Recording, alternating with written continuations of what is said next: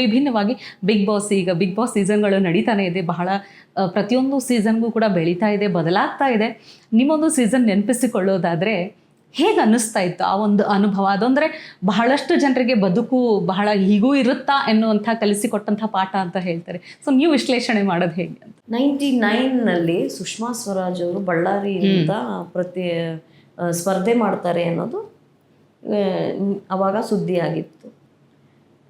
ನಮ್ಮ ಜೊತೆ ಇವರು ನಮ್ಮ ಮುಖ್ಯಮಂತ್ರಿ ಚಂದ್ರು ಪಾಠ ಮಾಡ್ತಾಯಿದ್ರು ಮಾಯಾಮೃಗದಲ್ಲಿ. ಅವರಾಗ ವಿಧಾನ ಪರಿಷತ್ ಸದಸ್ಯರಾಗಿದ್ದರು ಭಾರತೀಯ ಜನತಾ ಪಕ್ಷ. ಸೊ ಸುಮ್ಮನೆ ಹಿಂಗೆ ಮಾತಾಡ್ತಾ ಒಂದಿನ ನಾನು ಹೇಳಿದೆ ಮುಖ್ಯಮಂತ್ರಿ ಚಂದ್ರು ಅವ್ರಿಗೆ, ಸರ್ ನನಗೆ ಸುಷ್ಮಾ ಸ್ವರಾಜ್ ಅವ್ರ ಪರ ಪ್ರಚಾರ ಮಾಡಬೇಕು ಅಂತ ಅನ್ನಿಸ್ತಾ ಇದೆ, ನನ್ನನ್ನು ಕರ್ಕೊಂಡು ಹೋಗ್ತೀರಾ? ಅದಕ್ಕೆ ನಮ್ಮ ಧಾರಾಳವಾಗಿ ಅಂತ ಅಂದರು.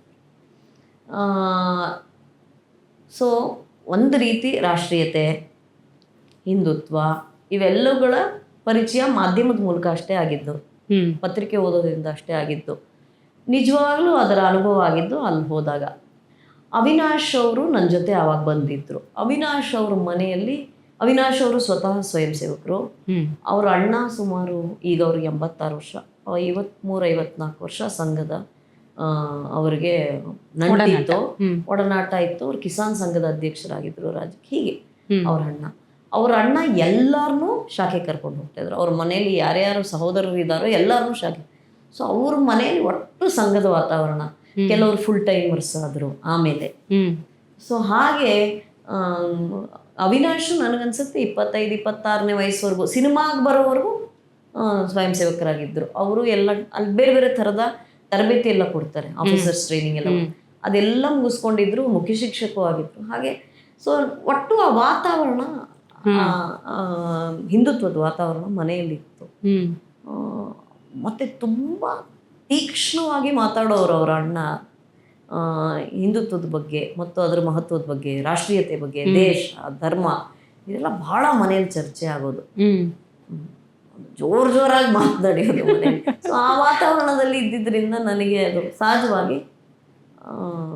ಮತ್ತು ಪಾಲಿಟಿಕ್ಸಿಗೆ ಬರಬೇಕು ಅನ್ನೋದು ನಾನು ಅಂದ್ಕೊಂಡಿದ್ದು ನನ್ನ 13-14ನೇ ವಯಸ್ಸಿನಲ್ಲಿ. ನನಗದು ವಕೀಲ್ಕಿ ಅನ್ನೋದು ಅದಕ್ಕೊಂದು ಮಾರ್ಗ ಅಂತಷ್ಟೇ ಅಂದ್ಕೊಂಡಿದ್ದು. ನಾನು ಲಾಯರ್ ಆಗಬೇಕು ಅಂತ ಯಾವತ್ತೂ ಅಂದ್ಕೊಂಡಿರಲಿಲ್ಲ. I wanted to be a politics. Mahatma ಗಾಂಧಿನೂ ಲಾಯರೇ, ಜವಾಹರ್ಲಾಲ್ ನೆಹರು ಲಾಯರ್, ತುಂಬಾ ಜನ ರಾಜಕಾರಣಿಗಳು ನೋಡಿದಾಗ ಲಾಯರ್ ಆಗಿರುವಂತವರೇ ಹೆಚ್ಚಾಗಿ ಲಾಯರೇ, ರವಿಶಂಕರ್ ಪ್ರಸಾದ್ ಅವರು ಲಾಯರೇ, ಸುಷ್ಮಾ ಸ್ವರಾಜ್ ಅವರು ಸ್ವತಃ ಲಾಯರು, ಅವ್ರ ಮನೆಯವರು ಲಾಯರ್. ಹೀಗೆ ಲೀಗಲ್ ಬ್ಯಾಕ್ಗ್ರೌಂಡ್ ಇದೆ. ಅಲ್ಟಿಮೇಟ್ಲಿ ಒಬ್ಬ ರಾಜಕಾರಣಿ ಮಾಡೋದೇನು, ರಾಜಕೀಯ ಇರಲಿ, ಲೆಜಿಸ್ಲೇಷನ್ ತಾನೆ, ಕಾನೂನು ನಿರ್ಮಾಣ ತಾನೇ ಕೆಲಸ. ಹೌದು, ಅರಿವು ಇರಬೇಕು ಅನ್ನೋದು ಸಹಜವಾಗಿ ಅದು ಫ್ಲೋ ಆಗುತ್ತೆ. ನಿಮಗೆ ಕಾನೂನಿನ ಜ್ಞಾನ ಇದ್ದರೆ ರಾಜಕೀಯಕ್ಕೆ ಸಹಜ ಇಲ್ಲ. ನನಗನ್ಸುತ್ತೆ ಹಾಗೆ ನೋಡಿದ್ರೆ ಮಾಳವಿಕಾ ಅವರು ನಟಿಯಾಗಿ ರಾಜಕೀಯವನ್ನೋದು ಆಯ್ಕೆ ಮಾಡ್ಕೊಂಡಿರೋದ, ಅಥವಾ ರಾಜಕಾರಣಿಯಾಗಿ ನಟನೆ ಅನ್ನೋದು ಆಯ್ಕೆ ಮಾಡ್ಕೊಂಡು? ನಟನೆ ಅನ್ನೋದು ದಾರಿ ಅಷ್ಟೇ. ನನಗದು ಯಾವತ್ತೂ ಡೆಸ್ಟಿನೇಷನ್ ಆಗಿ, ನಿಮ್ಮ ಗುರಿ ಇದ್ದಿದ್ದು ರಾಜಕಾರಣ. ಆಯ್ಕೆ, ಪ್ರಾಶಸ್ತ್ಯ ಎಲ್ಲವೂ ಕೂಡ ರಾಜಕೀಯ. ನನ್ನ ಉದ್ದೇಶ, ಬದುಕಿನ ಉದ್ದೇಶ ಇದ್ದಿದ್ದು ಜನರ ಮಧ್ಯೆ ಕೆಲಸ ಮಾಡಬೇಕು. ಹೌದು ಹೌದು, ಅದು ಇದು ಅಡ್ವಾಂಟೇಜು. ಯಾಕೆಂದ್ರೆ ಏನಾಗುತ್ತೆ, ರಾಜಕಾರಣದಲ್ಲಿ ನೀವು ಒಂದು ಪಂಚಾಯತ್ ಲೆವೆಲ್ ಶುರು ಮಾಡ್ತೀರಿ ಅಂತ ಇಟ್ಕೊಳ್ಳೋಣ. ಬೆಂಗಳೂರು ಆದರೆ BBMP ಲೆವೆಲಲ್ಲಿ ಶುರು ಮಾಡಿ ಪರಿಚಯ, ಮುಖ ಪರಿಚಯ ಅನ್ನೋದು ಮಾಡಿಸೋದು ಕಷ್ಟ ಇದೆ ರೀ. 30,000 ಜನ 40,000 ಜನ ವೋಟರ್ಸ್ಗೆ ನಿಮ್ಮ ಮುಖ ಪರಿಚಯ ಮಾಡೋದು ಹೇಗೆ? ಎಷ್ಟು ಫ್ಲೆಕ್ಸ್ ಆಗ್ತೀರಿ? ಇವತ್ತಿನ ಕಾಲದಲ್ಲಿ ಡಿಜಿಟಲ್ ಮೀಡಿಯಂ ಎಲ್ಲ ಬಂದಿದೆ, ಸೋಷಿಯಲ್ ಮೀಡಿಯಾ ಎಲ್ಲ ಇದೆ, ಸ್ವಲ್ಪ ಪರಿಚಯ ಆಗಬಹುದೇನೋ, ಇಲ್ಲ ಅಂತ ನಾನು ಹೇಳಲ್ಲ. ಬಟ್ ನಾವೆಲ್ಲ ಶುರು ಮಾಡಿದ್ದ ಕಾಲಕ್ಕೆ ಪರಿಚಯ ಅನ್ನೋದು ಬಹಳ ಮುಖ್ಯ ಆಗಿತ್ತು. ತುಂಬ ರಾಜಕಾರಣಿಗಳು ಬಹಳ ಪರಿಶ್ರಮ ಪಡ್ತಾ ಇದ್ರು ಜನರಿಗೆ ಅವ್ರ ಮುಖದ ಪರಿಚಯ ಆಗಲಿ ಅನ್ನೋದು. ನಮ್ಗೆ ಅದು ಈಸಿಯಾಗಿ ಬರುತ್ತಲ್ಲ. ಸೊ ನನಗನ್ಸುತ್ತೆ ಇದೆಲ್ಲವೂ ಸಂಯೋಗ ಅಷ್ಟೇ, ಡಿವೈನ್ ಪ್ಲ್ಯಾನ್. ನಾವು ಸುಮ್ಮನೆ. ಸೊ ನನಗೆ ಮೊದಲಿಂದನೂ ಆಸಕ್ತಿ ಇದೆ ರಾಜಕೀಯದ ಬಗ್ಗೆ. ಸಿನಿಮಾನು ಒಂದು it was a phase for me ಅಷ್ಟೇ. ಅಂದರೆ ತುಂಬ ಒಂದು ಆಸಕ್ತಿ ವಹಿಸಿ ಇಚ್ಛೆ ಪಟ್ಟು ರಾಜಕೀಯಕ್ಕೆ ಬಂದಾಗ, ರಾಜಕೀಯ ವೃತ್ತಿ ಜೀವನ ಅಂತ ಬಂದಾಗ, ಈ ಒಂದು BJP ಪಕ್ಷ ಆಗಿರ್ಬೋದು, ಮೋದಿಜಿಯವರ ಆಡಳಿತ, ಈಗ ಹೊರಗೆ ನೋಡಿದಂಥವರು ಒಂದು ಥರದಂದರೆ ಅಭಿಮಾನಿಗಳಾದರೆ ಒಂದು ಕುರುಡು ಪ್ರೀತಿ ಅಂತ ಹೇಳ್ಬೋದು, ತುಂಬ ಅಭಿಮಾನ ಆಗಿರ್ಬೋದು, ಮೋದಿಜಿ ಏನೇ ಮಾಡಿದ್ರು ಸರಿ ಅಂತ ಹೇಳ್ಬೋದು. ಇನ್ನು ವಿರೋಧಿಗಳಂತ ಹೇಳಿದ್ರೆ ಏನೇ ಮಾಡಿದ್ರು ತಪ್ಪು ಅನ್ನೋಂಥದ್ದು. ಆದರೆ ಎಲ್ಲವನ್ನ ನೀವು ಹತ್ತಿರದಿಂದ ಒಳಗಿದ್ದು ನೋಡೋದಿದೆಯಲ್ಲ, ಆ ದೃಷ್ಟಿಕೋನ ಬೇರೆ ಇರುತ್ತೆ ಅಂತ ನಾನು ಅಂದ್ಕೊಳ್ತೀನಿ. ಏನು ಹೇಳ್ತೀರಿ? ನಾವು ಬಂದಾಗ ನಾನು ಪೂರ್ಣ ಪ್ರಮಾಣದಲ್ಲಿ ರಾಜಕಾರಣಿ ಆಗಬೇಕು ಅಂತ BJP ಸೇರಿದಾಗ ಆಡಳಿತ ಇದ್ದಿದ್ದು UPAದು. ಜನ ರೋಸ್ ಹೋಗಿದ್ರು.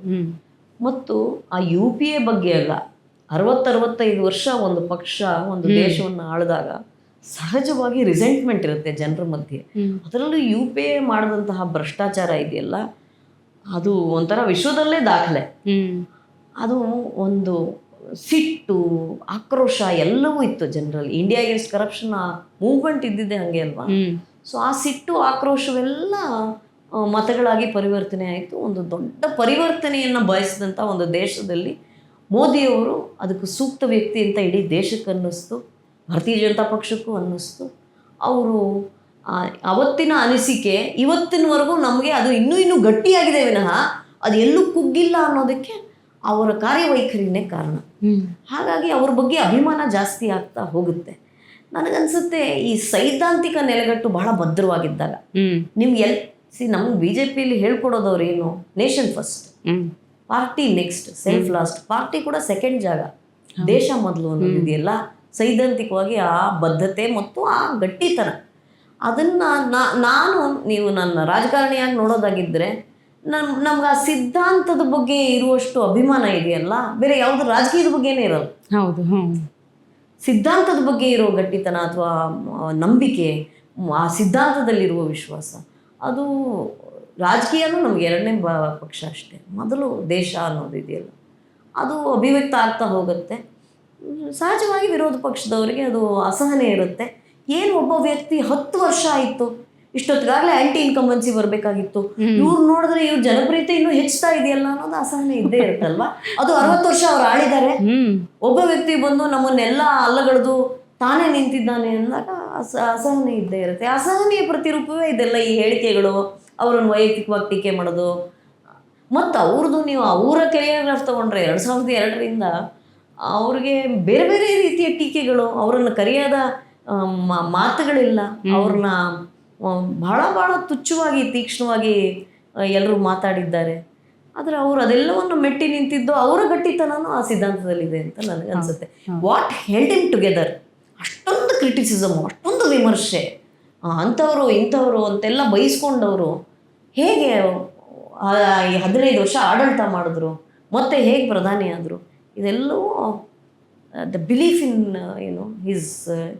ಹಿಸ್ ಐಡಿಯಾಲಜಿ, ದೇಶ ಮೊದಲು. ಹೌದು ಮೇಡಮ್. ಅಂದ್ರೆ ಇವತ್ತಿಗೂ ಕೂಡ ಆಶ್ಚರ್ಯ ಅನ್ಸೋದು, ಈಗ ಟೀಕೆ ಮಾಡೋರು ಮೋದಿ ಆಡಳಿತ ಏನ್ ಮಾಡಿದ್ದಾರೆ ಅಂತ ಪ್ರಶ್ನೆ ಮಾಡೋದಕ್ಕೂ ಮೊದಲು ಇಷ್ಟು ವರ್ಷಗಳ ಹಿಂದೆ ಭಾರತ ಹೇಗಿತ್ತು ಅನ್ನೋದನ್ನ ಬಹುಶಃ ಮರ್ತಿದ್ದಾರೆ ಅನ್ಸುತ್ತೆ. ಯಾಕಂದ್ರೆ ಒಂದು ದೇಶದ ಮರ್ತಿಲ್ಲ ಅವ್ರು ರಾಜಕಾರಣ ಮಾಡ್ತಾ ಇದ್ದಾರೆ ಅಷ್ಟೇ. ಏನ್ ಮಾಡಿದ್ದಾರೆ ಅಂತ ಜನಗಳು ಯಾಕೆ ಕೇಳ್ತಾ ಇಲ್ಲ? ಹೌದು, ಮಾಡಿದ್ದಾರೆ ಅನ್ನೋ ಜನಗಳಿಗೆ ಗೊತ್ತಾಗಿದೆ, ಅವ್ರಿಗೂ ಗೊತ್ತು. ಆದರೆ ಅವ್ರು ಟೀಕೆ ಮಾಡೋದಕ್ಕೆ ಏನಾದ್ರು ಬೇಕಲ್ರಿ, ಅವ್ರು ವಿರೋಧ ಪಕ್ಷ ಅಂತ ಇರೋದು ಅವ್ರ ಕೆಲಸ ಯಾಕೆ ಅಂತ ಅಲ್ಲ. ಈಗ ನೀವು ನೋಡಿದ ಬದಲಾವಣೆಗಳಂದ್ರೆ ಒಂದು ದೇಶದ ಒಂದು ಆರ್ಥಿಕ ಸ್ಥಿತಿ ಆಗಿರ್ಬೋದು, ಒಂದು ಸುರಕ್ಷತೆಯ ವಿಚಾರ ಅಂತ ಆಗಿರಬಹುದು, ಅನೇಕ ಯೋಜನೆಗಳಾಗಿರಬಹುದು, ಈ ಉಜ್ವಲ ಯೋಜನೆ ಆಗಿರಬಹುದು, ತ್ರಿವಳಿ ತಲಾಖ್ ನಿಷೇಧವಾಗಿರ್ಬೋದು, ಇಂತಹ ಯಾವೆಲ್ಲ ಯೋಜನೆಗಳು ನಿಮಗೆ ತುಂಬ ಅಂದರೆ ಬೇಕಾಗಿತ್ತಪ್ಪ, ಇಂಥದ್ದೊಂದು ಬದಲಾವಣೆ ಬೇಕಾಗಿತ್ತು ಅನ್ನುವಂಥ ನಿಟ್ಟಿನಲ್ಲಿ ಹೇಳೋದು? ನೋಡಿ, ಜನಸಂಘದ ಕಾಲದಿಂದನೂ ಭಾರತೀಯ ಜನತಾ ಪಕ್ಷದ, ಇವತ್ತಿನ ಭಾರತೀಯ ಜನತಾ ಪಕ್ಷ, ಅವತ್ತಿನ ಜನಸಂಘ ಏನು ಪ್ರಣಾಳಿಕೆ ಅಂತ ಇರುತ್ತೆ. ಒಂದು ಪಕ್ಷ ಅಂದಮೇಲೆ ಪ್ರಣಾಳಿಕೆ ಅಂತ ಇರುತ್ತೆ, ಅಥವಾ ಒಂದು ವಿಷನ್ ಇರುತ್ತೆ ಒಂದು ಪಕ್ಷಕ್ಕೆ, ಯಾತಕ್ಕಾಗಿ ಆ ಪಕ್ಷ ಸೃಷ್ಟಿಯಾಗುತ್ತೆ ಅಂದರೆ ಈ ಕಾರ್ಯಸಿದ್ಧಿಗಾಗಿ ಅನ್ನೋದು. ನಿಮಗೆ 3 ಅದರಲ್ಲಿ ಅತ್ಯಂತ ಪ್ರಧಾನವಾದ್ದು. ಒಂದು, ಈ 370ರ ರದ್ದತಿ, ವಿಧಿ 370 ಸಂವಿಧಾನದಲ್ಲಿರುವಂಥದ್ದು, ಅಂದರೆ ಕಾಶ್ಮೀರ, ಜಮ್ಮು ಮತ್ತು ಕಾಶ್ಮೀರಕ್ಕೆ ವಿಶೇಷ ಸ್ಥಾನ, ಅದರ ರದ್ದತಿ. ಎರಡನೇದು ನಿಮಗೆ ಇದು ಭಾರತೀಯ ಜನತಾ ಪಕ್ಷದ್ದು, ಆಯಿತಾ. ಈ ಏನಿದೆ ಮುಸಲ್ಮಾನ್ ಹೆಣ್ಮಕ್ಳಿಗೆ ಆಗ್ತಾ ಇದ್ದಂತಹ ಅನ್ಯಾಯವನ್ನು ಸರಿಪಡಿಸೋದು.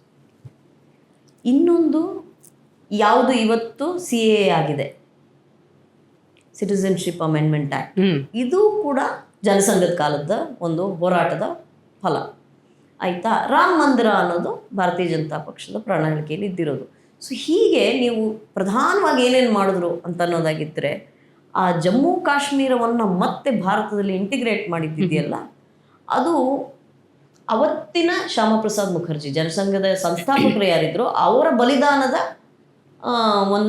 ಅವರ ಬಲಿದಾನ ಅದು ಸುಮ್ಮನೆ ಹೋಗಲಿಲ್ಲ, ಸಾರ್ಥಕ ಆಯಿತು ಅವರ ಬಲಿದಾನ ಅನ್ನೋದು ಏಕ್ ದೇಶ್ ಮೇ ದೋ ವಿಧಾನ್ ದೋ ಪ್ರಧಾನ್ ದೋ ನಿಶಾನ್ ನಹಿ ಚಲೇಗ. ಇವತ್ತಿನ ಕಾಲದ ಮಕ್ಕಳಿಗೆ ಏನು ದೋ ವಿಧಾನ್ ದೋ ಪ್ರಧಾನ್ ಅಂದರೆ 2 ಬೇರೆ ಬೇರೆ ಸಂವಿಧಾನಗಳು ಅವತ್ತಿನ ಕಾಲಕ್ಕಿದ್ದು, 2 ಬೇರೆ ಬೇರೆ ಪ್ರಧಾನಮಂತ್ರಿಗಳು ಅವತ್ತಿನ ಕಾಲಕ್ಕಿದ್ದರು. ದೋ ನಿಶಾನ್ 2 ಬೇರೆ ಬೇರೆ ಧ್ವಜ, ಒಂದೇ ದೇಶ ಅನ್ನೋ ಅವರು ಮೊಳಗಿಸಿದಂತಹ ಘೋಷಣೆ ಏನಿದೆ ಅದು ಇವತ್ತು ನೆರವೇರಿದೆ. ನಹಿ ಚಲೇಗ ತಂದು ಸೇರಿಸಾಯಿತು ಇವತ್ತು ಅಲ್ವಾ. ಸೊ ಆ 370ರ ರದ್ದತಿ, ಸಿಟಿಸನ್ಶಿಪ್ ಅಮೆಂಡ್ಮೆಂಟ್ ಆ್ಯಕ್ಟ್ ಅನ್ನೋದು ನಿಮಗೆ ಅವತ್ತಿನ ಕಾಲಕ್ಕೆ ಲಿಯಾಕತ್ ಜೊತೆ ಒಂದು ಒಪ್ಪಂದ ಮಾಡ್ಕೋತಾರೆ ನೆಹರು ಅವರು, ಅವತ್ತಿನ ಪ್ರಧಾನಮಂತ್ರಿಗಳು. ನಮ್ಮ ದೇಶದ ಅಲ್ಪಸಂಖ್ಯಾತರಿಗೆ ನಾವು ರಕ್ಷಣೆ ಕೊಡ್ತೀವಿ, ನಿಮ್ಮ ದೇಶದ ಅಲ್ಪಸಂಖ್ಯಾತರಿಗೆ ನೀವು ರಕ್ಷಣೆ ಕೊಡಿ ಅಂತ. ಆ ಒಪ್ಪಂದ ಅಷ್ಟೇ ಆಗೋದು. ಅಲ್ಲಿರುವಂತಹ ಅಲ್ಪಸಂಖ್ಯಾತರಿಗೆ, ಅದು ಪಾಕಿಸ್ತಾನ ಇಸ್ಲಾಮೀಯ ದೇಶ ಆಗಿರೋದ್ರಿಂದ ಅಲ್ಲಿರೋ ಅಲ್ಪಸಂಖ್ಯಾತರು ಯಾರೋ ಹಿಂದೂಗಳು ಅವತ್ತಿನ ಕಾಲಕ್ಕೆ, ಅವ್ರಿಗೆ ರಕ್ಷಣೆ ಕೊಡಲ್ಲ, ಸಿಗಲ್ಲ. ಅದನ್ನು ಪ್ರತಿರೋಧಿಸಿ ಶ್ಯಾಮಪ್ರಸಾದ್ ಮುಖರ್ಜಿ ಅವರು ನೆಹರು ಅವ್ರ ಕ್ಯಾಬಿನೆಟಿಂದ ಆಚೆ ಬರ್ತಾರೆ. ಅವ್ರು ಮಂತ್ರಿ ಆಗಿದ್ದವರು, ನಾನು ಗುಡುಗ್ಬಿಟ್ಟು ಆಚೆ ಬರ್ತಾರೆ. ಅವರು ಸಿಂಹದ ಥರ ಗುಡುಗೋರು ಅಂತ. ಈ was called the lion of the parliament. Shyamaprasad Mukherjee ಅವರು ಎದ್ದು ನಿಂತ್ಕೊಂಡು ಮಾತಾಡಿದ್ರೆ ಎಲ್ಲರೂ ಕೇಳಿಸ್ಕೊಳ್ಳೋರಂತೆ. ಸೊ ಶ್ಯಾಮಪ್ರಸಾದ್ ಮುಖರ್ಜಿ ಅವರು ಅದಕ್ಕೆ ಪ್ರತಿರೋಧ ವ್ಯಕ್ತಪಡಿಸಿನೇ ಅವ್ರು ಹೊರಗೆ ಬಂದು ಜನಸಂಘ ಕಟ್ಟಿದ್ದು. ಸೊ ಹಾಗಾಗಿ ಅಲ್ಪಸಂಖ್ಯಾತರು,